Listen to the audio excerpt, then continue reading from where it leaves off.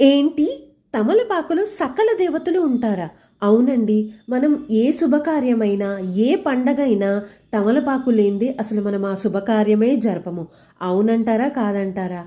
అలాగే తమలపాకులో కాడ భాగమున పార్వతీదేవి, మధ్య భాగమున లక్ష్మీదేవి, చివరి భాగమున సరస్వతీదేవి ఉంటారంట.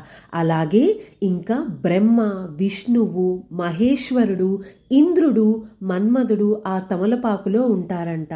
అలాగే నెలలో ఒక్కసారైనా ఈ తమలపాకు దీపాన్ని వెలిగిస్తే మన ఇంట లక్ష్మీ కళగా ఉంటుంది. అంటే లక్ష్మీదేవి మన ఇంట్లో ఉన్నట్టే ఉంటుంది.